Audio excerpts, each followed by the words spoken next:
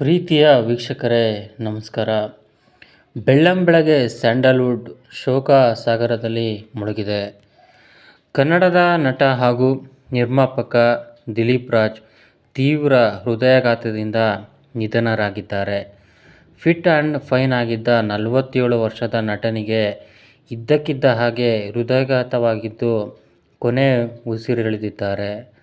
ಕನ್ನಡದ ಹಲವು ಸಿನಿಮಾಗಳಲ್ಲಿ ನಾಯಕನಾಗಿ, ಖಳನಾಯಕನಾಗಿ, ಪೋಷಕ ಪಾತ್ರಗಳಲ್ಲಿ ನಟಿಸಿದ್ದರು. ಇಷ್ಟೇ ಅಲ್ಲದೆ ಕಿರುತೆರೆಯಲ್ಲಿಯೂ ಸಹ ದಿಲೀಪ್ ರಾಜ್ ನಟಿಸಿದರು. ಹಿಟ್ಲರ್ ಕಲ್ಯಾಣ ದಿಲೀಪ್ ರಾಜ್ ನಟಿಸಿದ ಜನಪ್ರಿಯ ಧಾರಾವಾಹಿ. ಇಷ್ಟೇ ಅಲ್ಲದೆ ದಿಲೀಪ್ ರಾಜ್ ನಿರ್ಮಾಪಕರಾಗಿಯೂ ಕೂಡ ಗುರುತಿಸಿಕೊಂಡಿದ್ದರು. ಅಲ್ಲದೆ 2 ಧಾರಾವಾಹಿಗಳ ನಿರ್ಮಾಣ ಆಗುತ್ತಿತ್ತು. ಇಂದು ಬೆಳಗಿನ ಜಾವ ದಿಲೀಪ್ ರಾಜ್ ಅವರಿಗೆ ತೀವ್ರ ಹೃದಯಾಘಾತವಾಗಿತ್ತು. ಮನೆಯಲ್ಲಿಯೇ ಕುಸಿದು ಬಿದ್ದಿದ್ದರು. ತಕ್ಷಣವೇ ಅವರನ್ನು ಹತ್ತಿರದ ಆಸ್ಪತ್ರೆಗೆ ದಾಖಲು ಮಾಡಲಾಗಿತ್ತು. ದಿಲೀಪ್ ರಾಜ್ ಅವರಿಗೆ ಚಿಕಿತ್ಸೆ ನೀಡಿದರೂ ಅವರು ಬದುಕಿಸಿಕೊಳ್ಳಲು ಸಾಧ್ಯವಾಗಿಲ್ಲ.